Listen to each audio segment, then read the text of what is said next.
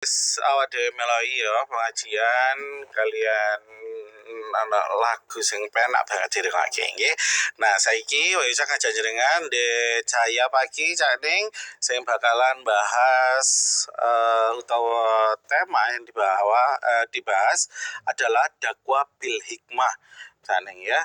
Ya wis lakono Cak Ning awak dhewe bakalan meloi untuk Cahaya Pagi selengkape barek wayu aja nang endi-endi.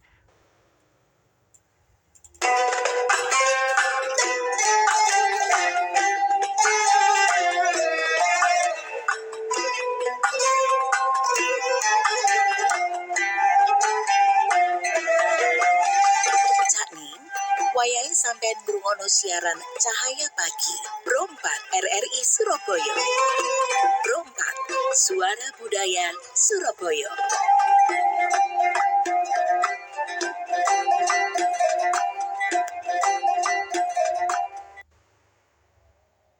Iya, Caneng, saya niki ndek Cahaya Pagi selengkapnya. Nah, kita mau nyapa dulu ya, Caneng ya. Enten Ustadz Muhammad Anis Nasruddin Nasution, SAG SPDMM yang bakalan ngancani awak dewe ngobrol-ngobrol ndek isu iki Caneng.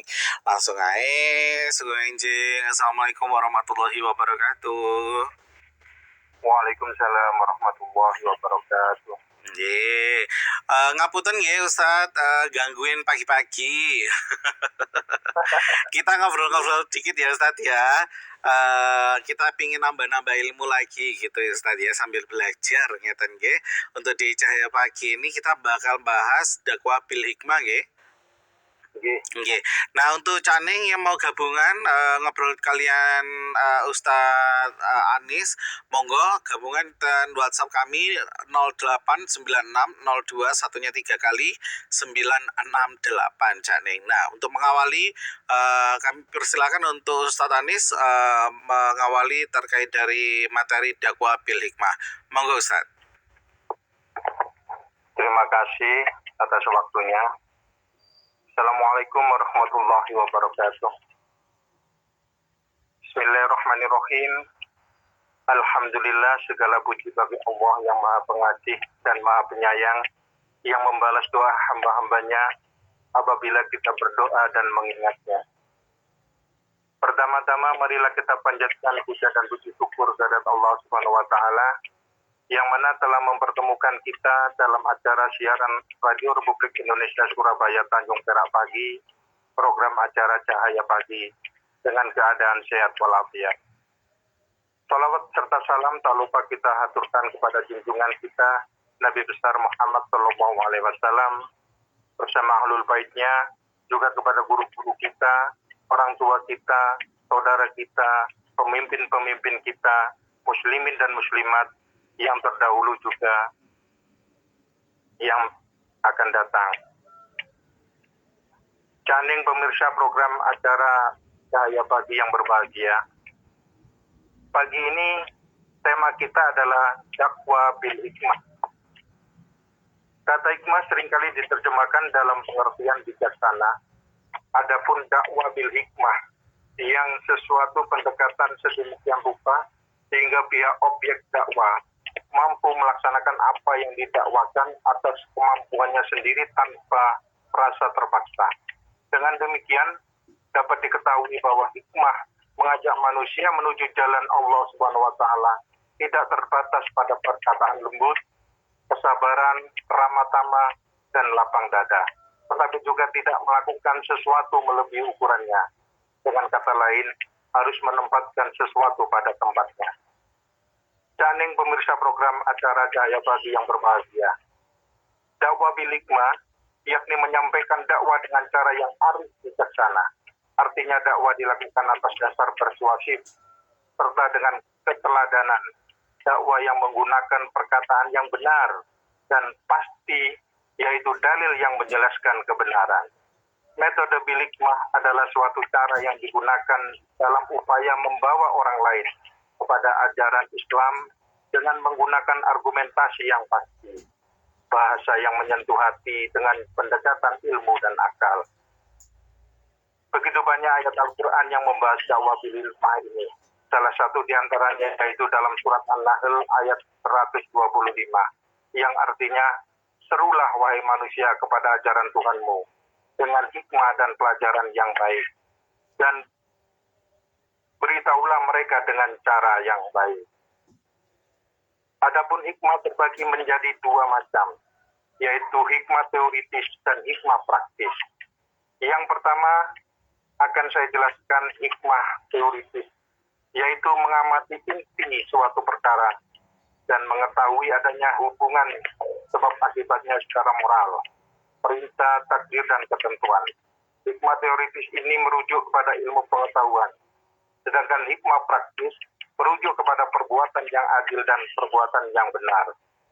Allah SWT telah memberikan dua jenis hikmah ini kepada Nabi dan Rasulnya, kepada hamba-hamba yang soleh yang dikehendakinya. Sebagaimana firman Allah dalam surat Asy-Syura ayat 83, yang artinya, ya Tuhanku, berikanlah kepadaku hikmah dan masukkanlah aku ke dalam golongan-golongan orang-orang yang soleh. Yang kedua adalah hikmah praktis, yaitu memiliki sesuatu yang pada tempatnya. Hikmah ini terbagi kepada tiga macam. Yang pertama adalah mata hati yang antara lain meliputi kekuatan persepsi, intelijensi, ilmu, dan kearifan. Yang kedua adalah mengetahui keadilan ancaman Allah Subhanahu wa Ta'ala, kepastian janji-janjinya, serta keadilan hukum-hukum yang bersifat ketentuan dan hukum yang berlaku pada seluruh makhluk-makhluknya. Dan yang ketiga, memberikan hak pada suatu dalam arti tidak melampaui batas, buru-buru dan menunda waktu. Hikmah yang sangat memperhatikan ketiga petunjuk tersebut dengan cara memberikan hak kepada setiap perkara, yaitu hak dari Allah Subhanahu wa Ta'ala dengan ketentuan dan takdir-takdirnya. Jika melampaui batas, menunda-nunda batas waktu berarti menyalahi dan melanggar hikmah. Adapun tujuan beragama adalah menjadikan manusia berakhlak karimah, sebagaimana dalam hadis Rasulullah SAW yang artinya sesungguhnya aku diutus Allah untuk menyempurnakan akhlak, diriwayatkan oleh Ahmad. Ada juga pesan dari Umar bin Khattab radhiyallahu anhu. Orang yang tidak memiliki tidak perkara hikmah berarti imannya belum bermanfaat. Jika perkara tersebut adalah santun ketika mengingatkan orang lain, warak yang menjauhkannya dari hal-hal yang haram, dan berakhlak mulia dalam bermasyarakat atau bergaul. Pemirsa Cakning program acara Cahaya Pagi yang berbahagia, seorang pendakwa tentunya bisa menjadikan dirinya sebagai teladan bagi orang-orang yang diserunya, sehingga dakwanya akan didengar dan ditaati, kemudian menyampaikan kebenaran dakwahnya dengan cara yang bijaksana, sehingga orang yang diserunya tersentuh hatinya dan termotivasi untuk memperbaiki diri. Demikian uraian dari saya. Kurang lebihnya saya mohon maaf. Saya akhiri, wassalamualaikum warahmatullahi wabarakatuh.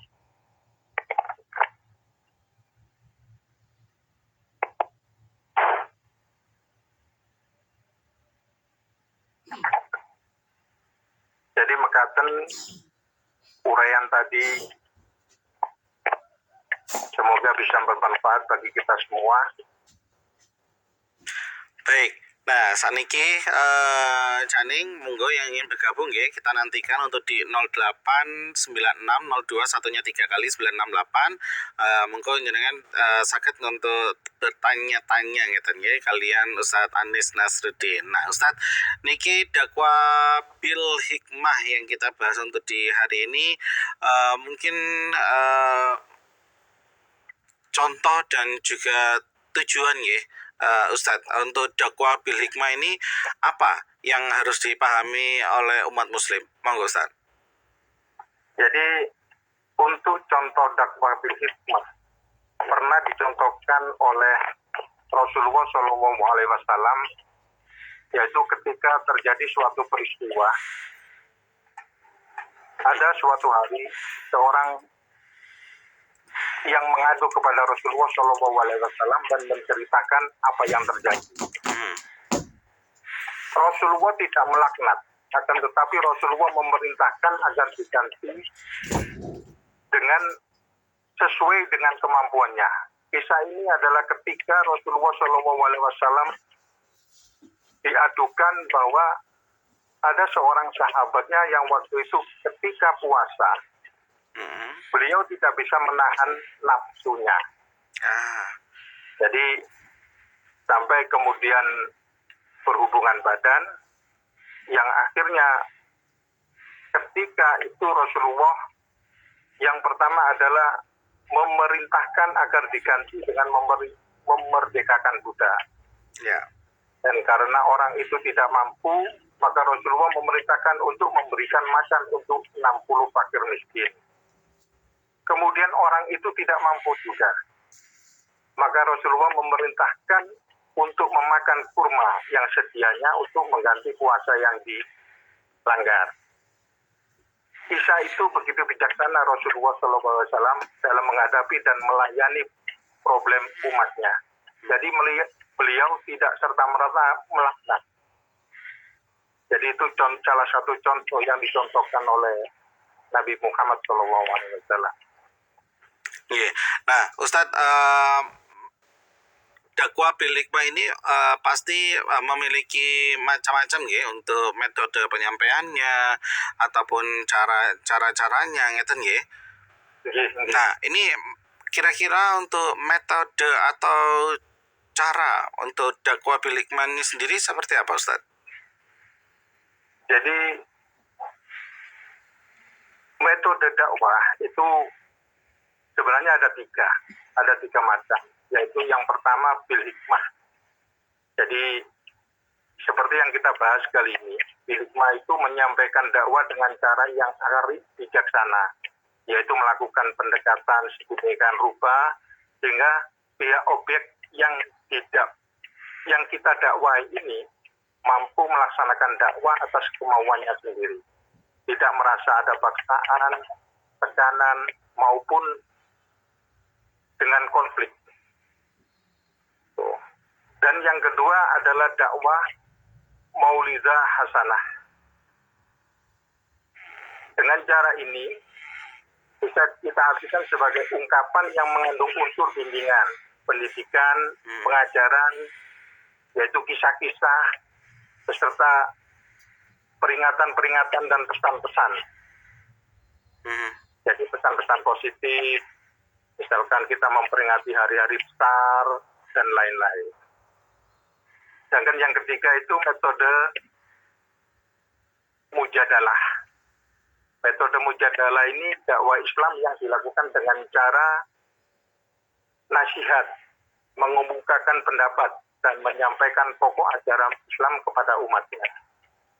Jadi itu beberapa cara metode dakwah yang menurut kami supaya dakwah yang kita lakukan itu bisa diterima dan tidak mengandung unsur konflik. Oke. Baik, pengertian dakwah ini, dakwah bil hikmah ini sangat luas nggih Ustadz ya. Dan bisa dikatakan tapi diharapkan dengan adanya dakwah bil hikmah ini, dakwah yang disampaikan ini disampaikan secara bijaksana dan juga arif ngeten nggih. Nah, metodenya ada beberapa hal tadi udah dijelaskan. Mungkin nanti saya ingin mengerti pengertian ataupun dakwah bil hikmah ya, secara simpel saja begitu Ustadz Anis, dan juga pembagian tentang hikmah nanti kita ingin mengetahui hal tersebut. Untuk Cak Ning semuanya tetaplah bersama kami. Untuk Ustadz kita jeda terlebih dahulu ya. Nanti kita akan lanjutkan kembali. Untuk Ustadz tetap bersama kami di ujung telepon.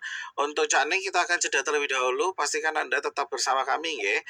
Ten Pro Papat RRI Surabaya 96,8 FM Suara Budaya Surabaya, Cak Ning. Berarti bisa dilakukan oleh semua orang ya Ustadz ya? Insya Allah bisa. Insya Allah bisa. Tapi sebenarnya apa yang menghalangi ya Ustadz ketika orang ini salah menyampaikan dakwah bil hikmah ini Ustadz? Biasanya apa yang menghalangi Ustadz? Jadi terkadang kita itu terlalu idealis begitu. idealis, ada kemungkinan terlalu condong ke tertentu tanpa memperhatikan situasi dan kondisi. Jadi beberapa mungkin yaitu tadi tentang kearifan kita untuk menyampaikan sesuatu dalam kondisi bagaimana.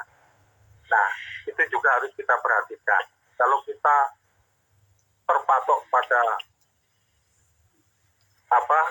kemauan kita atau untuk menyampaikan dengan betul-betul mutlak, ada kemungkinan dakwah bil hikmah ini tidak bisa berjalan dengan baik.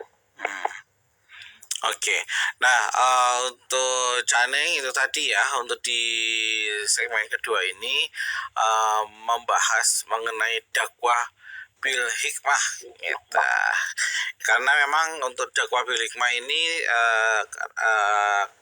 ya, kalau untuk di contohnya dulu itu seperti Sunan Kalijaga ya Ustaz ya, betul ya, yang menghargai tradisi dan kebudayaan masyarakat Jawa, meskipun ia juga menyebarkan agama Islam gitu.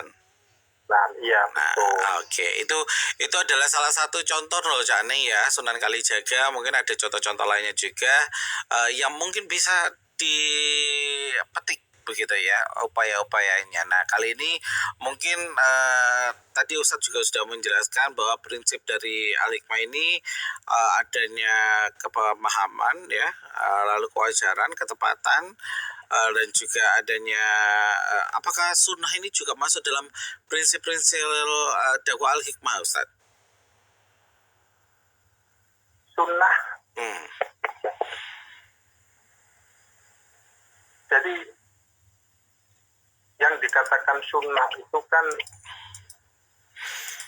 semua ajaran yang disampaikan oleh Nabi, baik itu perbuatan, perkataan yang dilakukan oleh Nabi itu termasuk sunnah. Jadi ketika kita melakukan dan Nabi betul-betul memperhatikan itu, bahkan beberapa kali sudah dicontohkan oleh Nabi ketika misalkan ini saya contohkan ketika waktu puasa ya. Waktu puasa itu kan ada sholat taraweh. Sholat taraweh itu hukumnya sunnah. Nah, Nabi mencontohkan bahwa ketika beliau memasuki bulan Ramadan, beliau sholat taraweh itu di masjid itu tidak 30 hari full. Mengapa? Karena ditakutkan nanti dihukumi wajib oleh umatnya.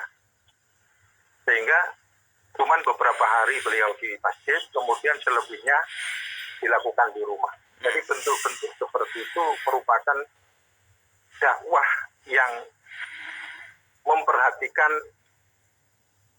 kondisi dari umatnya itu. Jadi biar tidak terjadi keterpaksaan. Oke, dakwah bil hikmah ini sendiri kalau seandainya gagal dipahami oleh sejumlah orang, ini bisa menimbulkan perpecahan ya Ustadz ya? Bisa, sangat bisa ya. Nah, ini perlu diwaspadai kalau gitu ya, karena terutama bagi izin kalau seandainya saya menyebutkan bagi pendakwah kan boleh ya Ustadz ya? Iya. Nah, ini untuk para pendakwah ini harus hati-hati karena kalau tidak memenuhi yang disampaikan tadi ini maka bisa menjadi salah satu bumerang gitu ya untuk salah pahaman. Nah, ini nanti juga bisa jadi hancuran juga begitu ya untuk ketika salah menyampaikan dakwahnya gitu ya. Nah, Ustadz kita akan memasuki untuk di segmen terakhir, tapi kali ini ada yang ingin bertanya nih ya, Cak Arif, terima kasih. Di tempat saya itu yang diustadkan cuma satu dan sudah tua.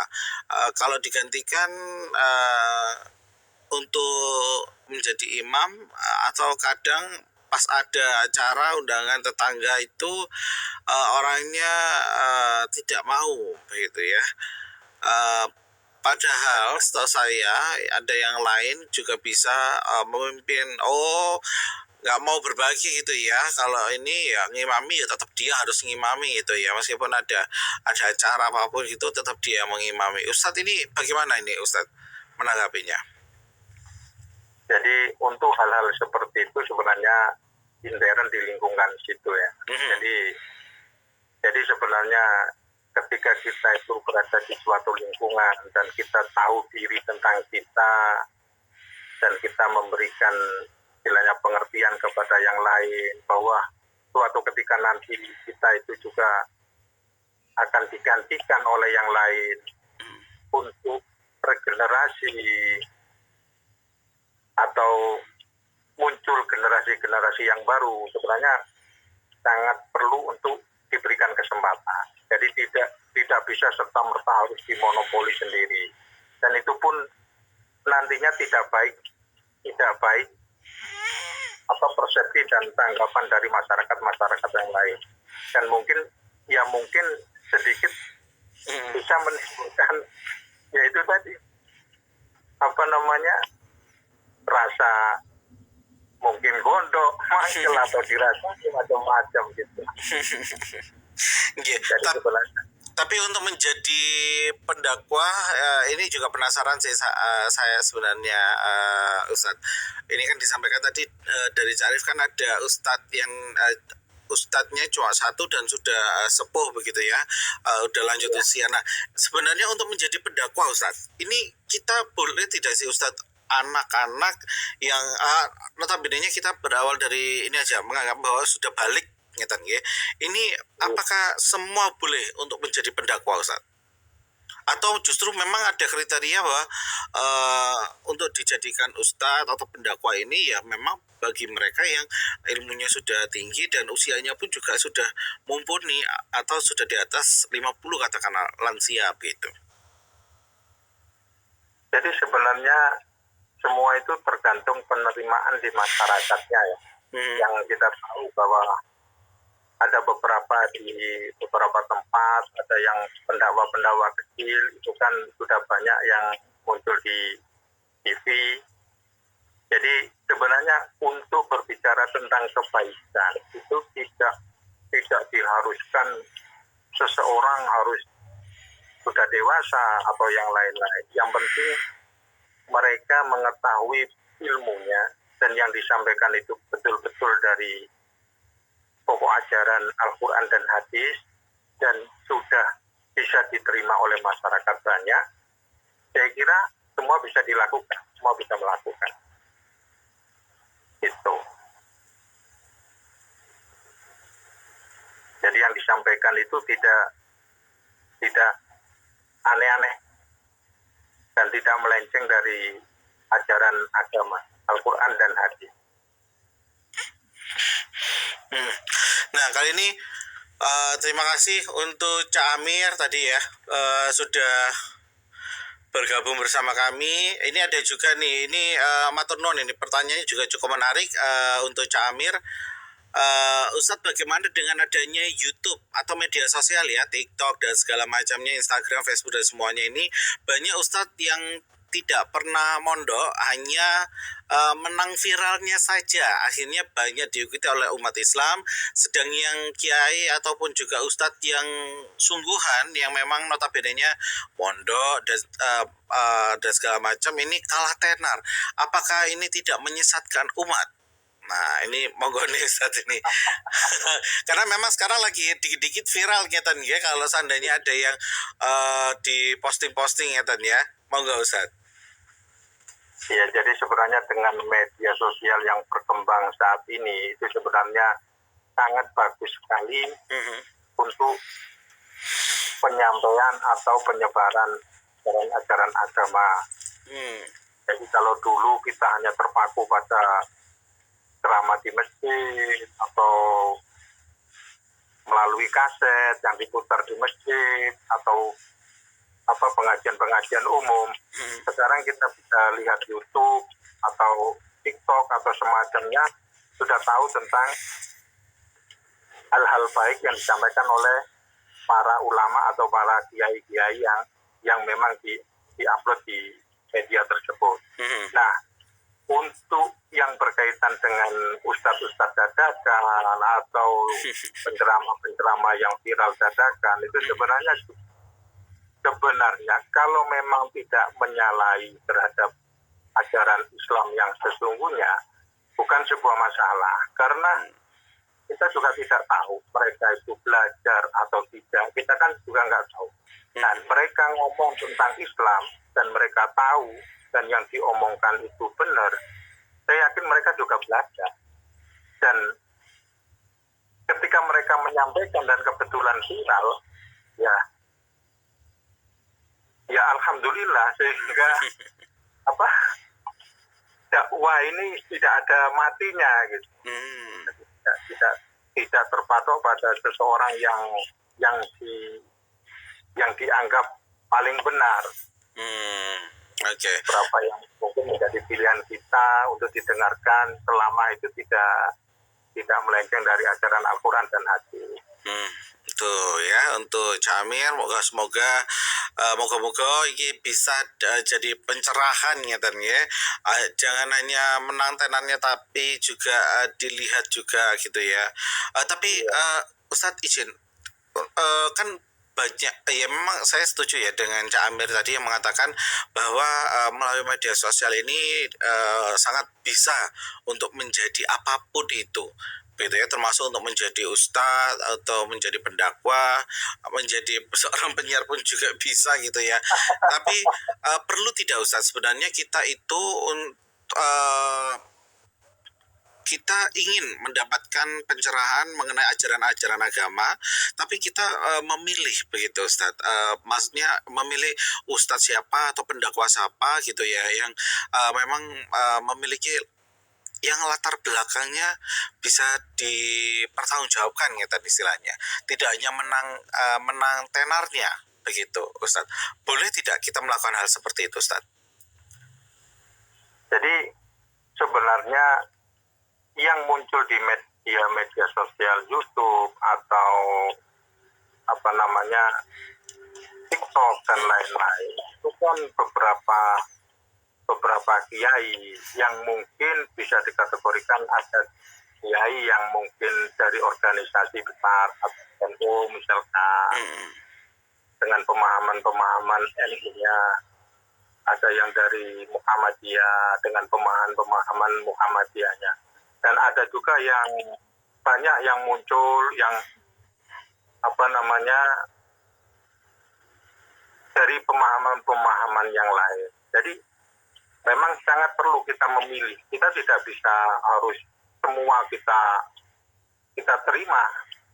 Jadi yang sesuai dengan yang kita yakini, terus kita betul-betul bisa menjalankannya, dan sesuai dengan keyakinan kita bahwa ajaran yang misalkan dari si A atau si B ini yang saya rasa bisa mewakili hati nurani saya, ya bisa dipilih. Jadi tidak harus semua harus dicampur, malah nanti jadi gak karu-karuan. Jadi saya kira baik, harus memilih ustadz mana yang mungkin kita jadikan acuan untuk kita ikuti. Berarti kita juga bisa gitu ya melakukan pemilihan ataupun memilih dan memilah ngeten nggih, supaya kita pun juga mendapatkan dakwah bil hikmahnya juga tepat ngeten. Nah, ngapunten sangat ini ki Ustadz, karena waktu gitu ya untuk perbincangan kita ini sangat terbatas. Dan ini sudah menjelang pukul 6 waktu Indonesia Barat ngeten nggih. Mungkin Ustadz untuk penutup supaya umat muslim ini bisa mendapatkan pencerahan melalui dakwah bil hikmah ini, mungkin ada yang ingin disampaikan oleh Ustadz untuk penutup kesimpulan untuk di hari ini, monggo. Iya, jadi kesimpulan dari topik yang kita bicarakan pagi ini yaitu tentang dakwah bil hikmah, sesuai dengan pengertian yang tadi sudah saya sampaikan, bahwa dakwah bil hikmah itu adalah dakwah dengan cara menyampaikan secara arif dan bijaksana, yaitu melakukan pendekatan sedemikian rupa sehingga pihak objek dakwah mampu melaksanakan dakwah atas kemauannya sendiri. Itu yang kita tekankan, kemauannya sendiri, tidak merasa ada paksaan, tekanan, maupun timbulnya konflik. Dengan tujuan bahwa dakwah itu untuk mendorong manusia agar berbuat kebajikan dan menurut kepada petunjuk, untuk menyeru kepada mereka berbuat kebajikan dan melarang mereka dari perbuatan mungkar agar mereka mendapatkan kebahagiaan dunia akhirat. Begitu. Ya, baik. Terima kasih untuk Ustaz tadi. Kita sudah berbincang untuk di pagi hari ini, sudah mendapatkan banyak pencerahan ya terkait dakwah bil hikmah yang menjadi topik bahasan utama untuk di pagi hari ini. Ustaz tadi matur nuwun nggih. Ngapunten kita ganggu untuk pagi hari. Insya Allah kalau ada umur panjang, ada kesempatan lain waktu, kita bisa ngobrol-ngobrol lagi. Ngeten nggih? Dengan topik ataupun juga pembahasan yang lainnya pasti nih Cane ya. Ya udah kalau gitu. Matur nuwun ya Ustaz. Ngapunten kita gangguin untuk di pagi hari ini. Ya, sami-sami. Iya. Assalamualaikum Ustaz. Waalaikumsalam warahmatullahi wabarakatuh.